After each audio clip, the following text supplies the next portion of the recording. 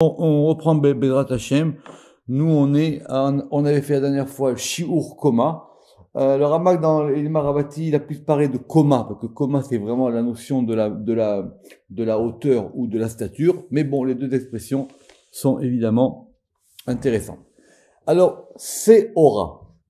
Alors, Seora, c'est intéressant parce que on le trouve dans la Torah aux deux genres.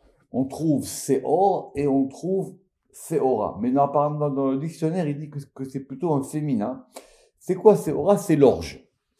Or, j'espère que vous savez que l'orge, c'est une céréale moins, j'allais dire, moins raffinée que le blé. Et en général, c'est une céréale qu'on cultive de façon dans les pays les plus pauvres. Parce que pour faire du blé, c'est quand même plus intéressant. Enfin, c'est plus difficile aussi. Et que le Seor, c'est plus pour nourrir les animaux. D'abord, ça s'appelle des bêtes, des céréales animaux, alors que le blé, c'est effectivement plus pour les humains. Pourquoi je vous dis ça? Parce que Seora a Malchut Nikret Seora. C'est la Malchut qui s'appelle l'orge. Pourquoi? Parce que la Malchut, elle peut prendre, évidemment, comme maintenant on comprend, elle peut prendre plusieurs aspects. Or, dans le sens, mita'am shiyeshba ma'achal la behemot, dans le sens où c'est la Malchut qui va nourrir les animaux, vechayot bene adam amitapekim mazon mimecha, alors que les êtres humains, quand ils se nourrissent de la Malchut, c'est plutôt lié au blé, chita. C'est pour ça que dans l'article chita, que on avait vu, mais peut-être que vous l'avez un peu oublié, en Chet, là-bas aussi on avait dit que c'était lié à la Malchut. Alors là-bas on avait traduit, vous vous rappelez qu'on avait dit que Chita, ça avait pour valeur numérique 22. Ça correspondait aux 22 lettres de la Malchut. Et là-bas on a parlé du froment, du blé, et qu'en même temps que Chita, ça voulait dire le regret, l'effroi. Donc ça c'est plus pour les hommes. Or la Malchut, elle a aussi une notion où c'est elle qui nourrit les forces inférieures.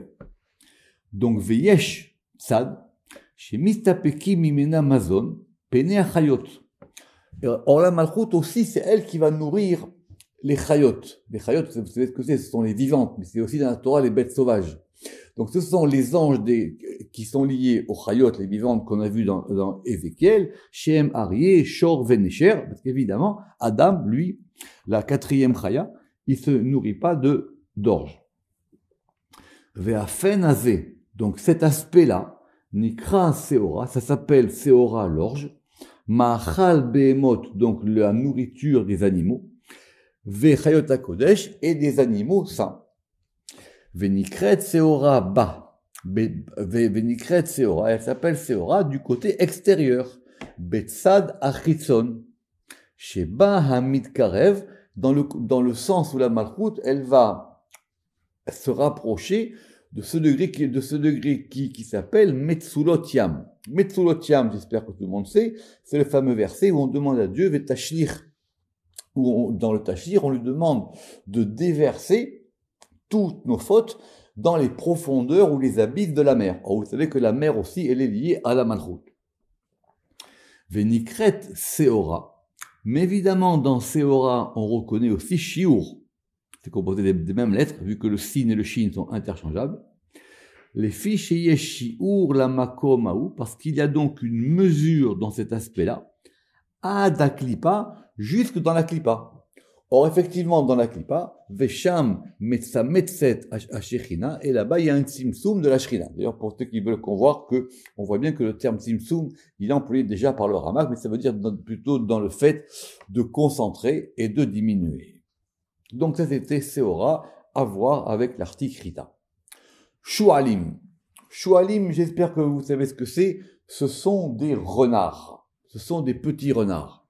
Alors, il y a un fameux verset dans le Cantique des Cantiques, Echezulanou Shualim, Shualim Ketanim, attrapez pour nous ces renards, ces petits renards, à Mechabelim Keramim, qui sont des destructeurs, c'est d'ailleurs de là qu'on a formé le mot terroriste en hébreu, les Mechablim, les destructeurs des vignes, et Et là-bas, il est marqué qu'à la fin du pasouk, que notre vigne à nous, évidemment, elle doit être protégée. Donc évidemment, il s'agit à Kavana, Bekochot Aklipot, dans les forts des écorces, à Ochazim Bekanfe Amishkan, parce que ces petits renards-là, ils essayent de s'immiscer dans les interstices. Et donc, effectivement, ils sont là pour pouvoir essayer de s'immiscer, comme j'ai dit, dans les coins du Mishkan. Et c'est ça qu'il y a marqué dans la suite du verset, Mechablim Keramim. Et les Keramim, le Kerem, c'est la vigne, évidemment, c'est la vigne de Hachem, Kerem Hachem Tsebaot. Alors, on va commencer maintenant un grand sujet, dans lequel il y a plusieurs entrées, c'est la notion de Sha'ar. Sha'ar, alors, c'est une porte, mais évidemment, il y a une différence en hébreu entre Sha'ar et Delet. Les deux, normalement, désignent une porte. C'est pour ça qu'en général, on pense que Sha'ar, c'est beaucoup plus grand, et Delet, c'est beaucoup plus petit.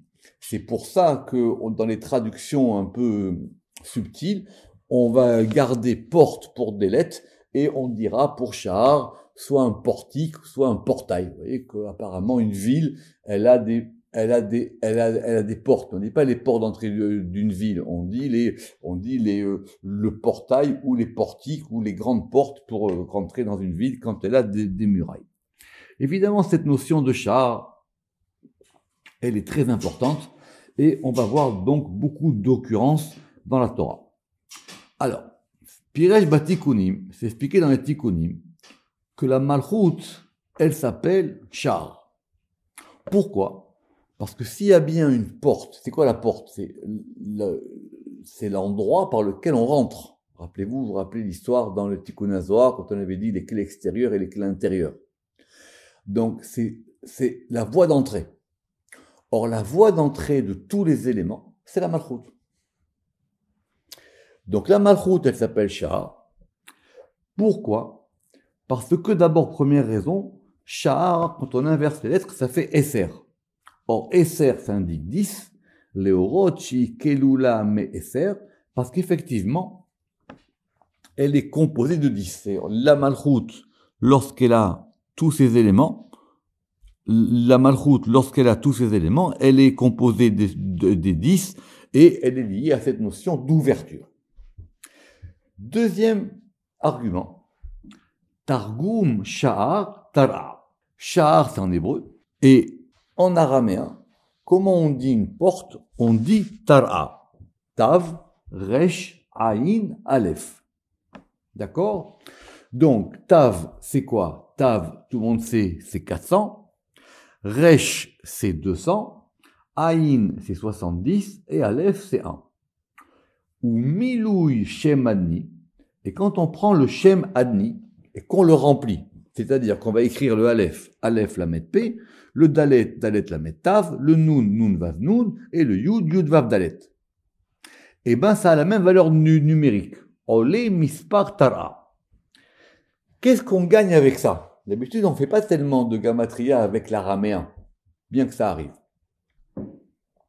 On veut associer le nom Adni, Aleph, Dalet, Nun, Yud, à cette notion de Sha'ar et à cette notion de Malchut.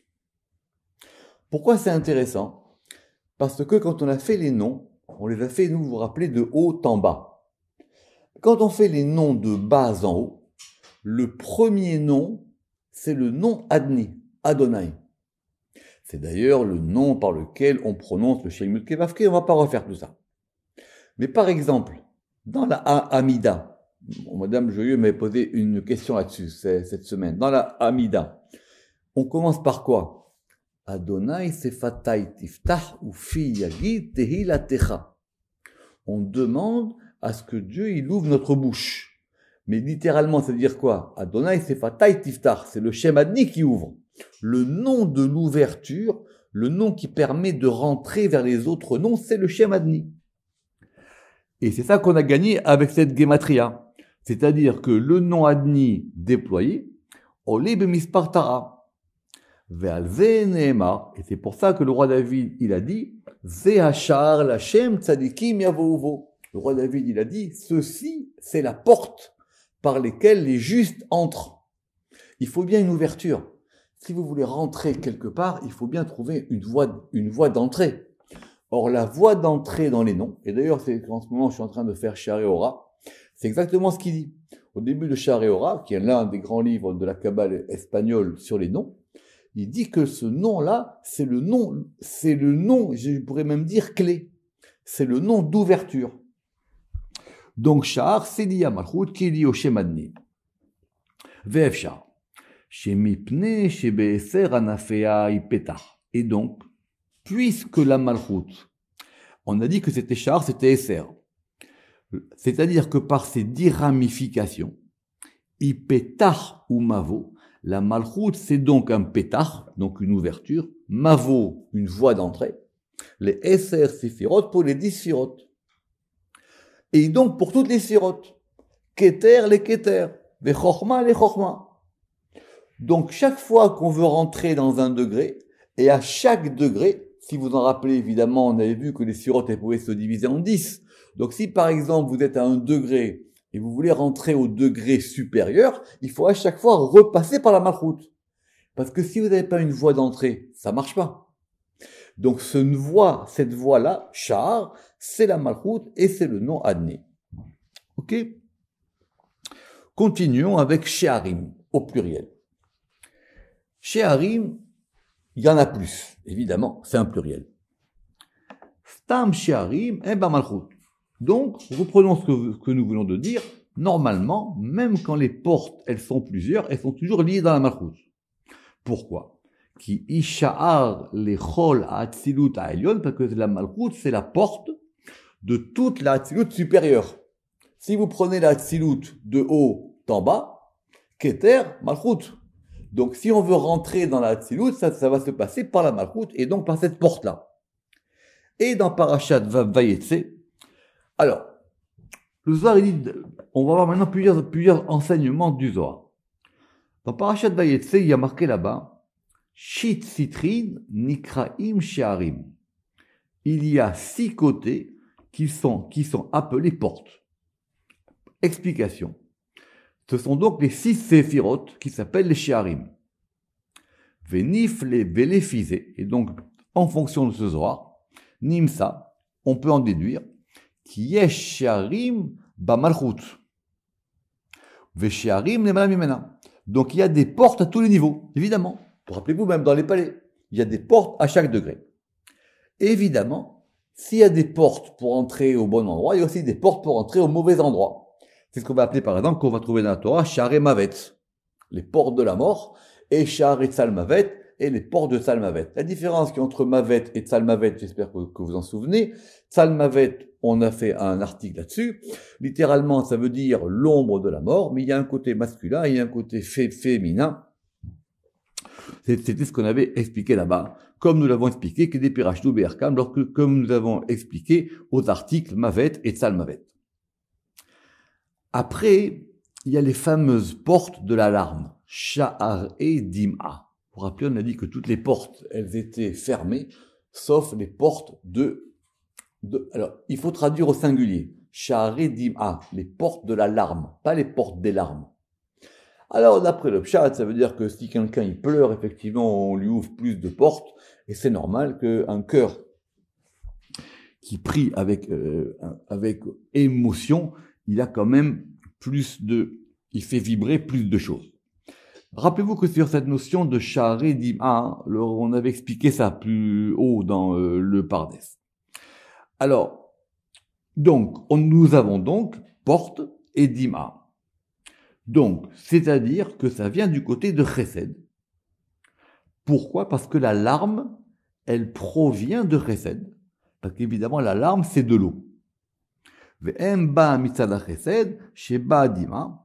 Besod nisur hamaim, par le fait que ça fait descendre de l'eau, et il n'y a pas plus fort j'allais dire, nisur, dans le fait de faire descendre ou d'asperger de l'eau, que cette notion-là. Simplement, dans le Elima Rabati, le Rama qui va dire que Dim'a, c'est pas évident que ça soit lié à Chesed. il dit que c'est peut-être même lié à Bina.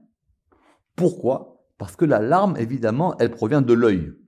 Et l'œil, il est lié à des degrés, c'est ce qu'on va voir maintenant. Ou Piresh Rabbi Shimon Bar Yochai alav shalom, et le Rajbi, il a expliqué que la larme, elle provient de Bat Aïn. Elle provient donc de ce qu'on appelle Bat Aïn. Vous vous rappelez que ça veut dire Bat Aïn, c'est-à-dire la fille de l'œil, la pupille. Et Bat Aïn, c'est quoi? C'est la fille de Aïn. Bat Aïn, vous vous rappelez de ça, quand on a fait Bat. Et c'est quoi? Chez Imetsiuta Malchut, qui est donc un aspect de la Malchut qui correspond à l'Assemblée d'Israël, que c'est Israël, comme on a expliqué dans Shar HaMetziut, c'est là-bas qu'on a vu cette notion là-bas. Le Ramak dans le Elima, il va juste détailler un petit peu cette notion que Veyesh Sharedima Ve'emis ala Bina. Donc il dit que ça provient de Bina, alors qu'ici il a dit que ça provenait de Chesed. Et parce qu'effectivement, ça fait descendre un degré. Ça fait descendre un degré qui peut tout adoucir et donc ouvrir des portes. Alors, Sha'aret Tzedek. Vous vous rappelez, Sha'aret Tzedek, on l'a vu, c'est-à-dire les portes de la justice. Alors, le Ramak, il va donner le principe général. Il dit que chaque fois qu'on a un mot composé, c'est-à-dire, vous vous rappelez qu'on a Sha'aret Dima ou Sha'aret Tzedek, ou on va voir après Sha'aret Tefila, il faut évidemment voir les deux mots ensemble. Donc, Zeaklal, Nishpot Sha'arim ima mila amitlavet ima. Donc, on va donc analyser la notion de porte avec le mot qui lui est adjoint. Vechen nadir nadin einyan, et c'est comme ça qu'on va pouvoir juger ou comprendre l'affaire. D'ailleurs, on l'avait vu depuis le début sur les mots composés, parce qu'effectivement, on ne sait pas si ce sont deux mots ou si c'est un adjectif et un mot. C'est ça la grande question. Donc, Sha'aret Tzedek, Biota Mashiarim Shebaem Nishpa Tzedek. Donc, c'est-à-dire, ce sont les portes par lesquelles va être influée cette notion de Tzedek. Tzedek, je ne vous rappelle pas évidemment que tout le monde sait que c'est la justice. Vea Yosher et la droiture, Betokef Adin, dans la rigueur du jugement, comme on l'a vu à l'article Tzedek. On ne va pas refaire Tzedek, Tzadik, Tzedaka. Je vous renvoie à l'article adéquat. Sha'aret Tefila, les portes de la prière. Mba. Alors, c'est intéressant parce que Tzedek, c'est aussi Malchut.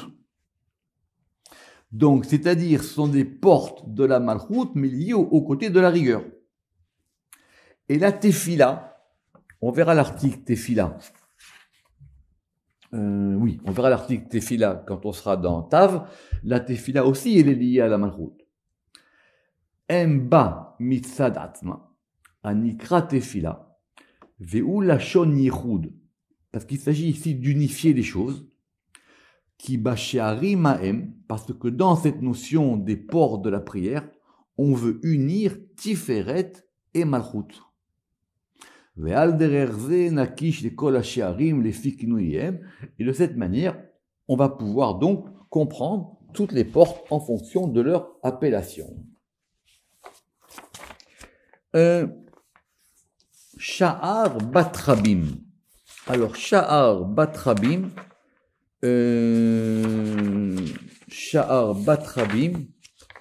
c'est dans le cantique des cantiques.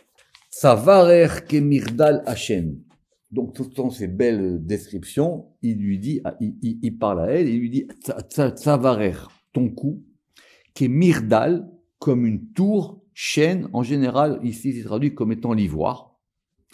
Et Naïr Berechot Becheshbon, et tes yeux sont comme des piscines d'eau, Becheshbon, dans Cheshbon. Vous arrivez à dire que Cheshbon, alors soit Cheshbon c'est le nom de lieu, soit Cheshbon c'est lié au compte. Sur chacune de ces éléments, il y a évidemment beaucoup d'explications dans le Zohar. Al-Sha'ar Batrabim, sur la porte qui s'appelle Batrabim. Caïn, il a dit, c'est un nom de lieu, donc Batrabim, on le met comme étant un nom propre. Mais Batrabim, ça veut dire quoi? La fille des multitudes. On continue le verset, Aper, ton nez, qui Mirdal à Levanon, comme la tour du Liban, Tsofé, Péné Damasek, qui surplombe, qui regarde vers Damas, la notion géographique. Alors, c'est expliqué à propos de cette notion de Shar Bat Rabim dans le Zohar, dans Parashat Pinchas. Et on a déjà expliqué que cette notion de Bat Rabim, vous vous rappelez qu'on avait vu qu'il y avait Bat, vous vous rappelez, il y avait Bat Aïn, il y avait Bat Sheva, etc. Et c'est-à-dire la fille de ce qui est nombreux.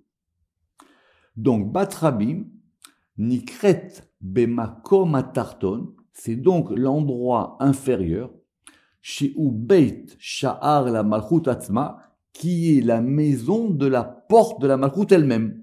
Parce que la Malchut, évidemment, elle est liée à cette notion des multitudes, parce que la Malchut, c'est elle qui assemble tout, c'est elle qui réunit. Donc cette notion de Rabim, elle est liée à la Malchut, et c'est ça qu'on appelle Bat Rabim. Ou peut-être, Efshar le Faresh Sha'ar, on peut dire, on aurait peut-être pu dire qu'il s'agit de la porte Sha'ashar Atzmo Bat Rabim, que c'est la porte elle-même qui s'appelle Bat Rabim. C'est toujours ce même problème de grammaire. Est-ce que c'est la porte de la fille des Rabim ou est-ce que c'est la porte Bat Rabim? Est-ce que c'est 3 mots ou est-ce que c'est un mot et 2 adjectifs? Le Ramak, il dit que ça lui semble ici un peu exagéré, alors que dans le Elima, il dit qu'apparemment, on peut comprendre les deux. Alors, on continue dans les portes. Évidemment, vous vous rappelez, dans Parashat Vayetze, Yaakov, il fait un rêve, il voit une échelle, et en se levant le matin, il dit, Veze Shar Shamaim. Ici, c'est la porte des cieux. Évidemment, c'est l'endroit où il était. Vous vous rappelez qu'on a vu dans le Zohar qu'il n'était pas à Jérusalem. Il était à Bethel. D'accord, on l'a vu dans le Zohar, il y a une grande discussion. En tout cas, que Jérusalem, elle s'est contractée, là, que la terre, elle s'est contractée, elle s'est mise à cet endroit. En tout cas, Yaakov, il a dit, comment? J'ai dormi là, je ne savais pas. Et cet endroit, c'est la porte des cieux. Imaginez, la porte pour entrer dans les cieux. Les Pomritanicha chez Uba Malchut, évidemment, si on suit cette notion de Sha'ar, c'est toujours dans la Malchut. Et dans le Zohar, donc dans Parashat Vayetze, c'est expliqué que c'est le Yesod, qui est Sha'ar la Shamaim. Pourquoi? Parce que Shamaim, c'est quoi? Shamaim, c'est Tiferet. Donc, quel est le lieu par lequel on va pouvoir accéder à Tiferet depuis Malchut? C'est Yesod. C'est la direction. C'est une porte, Sha'ar à Shamaim. La porte vers Shamaim. Shiushar la Shamaim, qui est Tiferet. Chez Kol HaShefa, Anishpa Mishamaim, parce que tout l'influx qui est influé, qui descend des cieux, c'est Tiferet. Et donc ça passe par ce degré de Yesod. Et c'est ça que Yaakov, il a compris. C'est-à-dire quoi? Il a compris qu'il y avait une voie. Il a compris qu'il y avait une voie qui allait lui permettre maintenant d'accéder à ce degré des cieux. C'est pour ça que Yaakov, on a vu qu'il avait donc une notion de l'échelle, c'est-à-dire de pouvoir connecter les mondes d'en bas avec les mondes d'en haut. Tout ça, on l'a vu. Après, on a Sha'arei Chaim, les portes de vie. Et donc, de même qu'il y a les portes de vie qui correspondent aux forces de la Kedusha. Après, évidemment, est-ce que Chaim, c'est lié à Bina ou Chorma? Il y a aussi de l'autre côté les portes de l'impureté, Kochot Atuma, et ça s'appelle Sha'arei Mavet, et de même pour Sha'arei Tzal Mavet, comme on vient de le dire. Et la distinction qui est entre Mavet et Tzal Mavet, le Ramak dit, c'est une chose connue. On vous renvoie aux articles adéquats. Sha'atnez. Alors, j'espère que tout le monde sait ce que c'est que Sha'atnez. Alors, c'est quoi le Sha'atnez? Le Sha'atnez, c'est un sujet très très compliqué parce que ça fait partie d'un sujet général qui s'appelle les Kilaïm. C'est quoi les Kilaïm? Ce sont des mélanges interdits. Pas au niveau de la cacheroute, au niveau par exemple de l'agriculture, au niveau par exemple des travaux agricoles. On n'a pas le droit de faire labourer, vous rappelez, le bœuf avec l'âne. On n'a pas le droit de mettre plusieurs espèces ensemble. On ne peut pas, par exemple, planter des arbres, des légumes là où, quand on fait dans la vigne. C'est toutes les halachot des kilaïm. Et Sha'atnez, c'est une de ces halachot-là. C'est-à-dire l'interdiction de mélanger du lin et de la laine. Vous rappelez que Sha'atnez, je ne sais pas si vous l'avez dit, ça veut dire Sha'atnez, ça veut dire El Satan. Quand on mélange ces choses-là, ça donne une force à l'autre côté.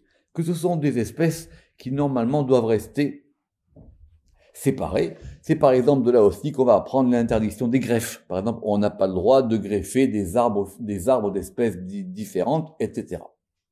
Et évidemment, ce degré de Sha'atnez, Shifra Bisha. C'est la servante qui est du mauvais côté. Kelila Mishor Vechamor, et donc parce qu'effectivement, c'est l'alliance du shor, du bœuf et du chamor et de l'âne. Donc rappelez-vous que par exemple, c'est pour ça que la mule ou le mulet, c'est assourd d'après la Torah, parce qu'on peut pas accoupler un âne avec un cheval.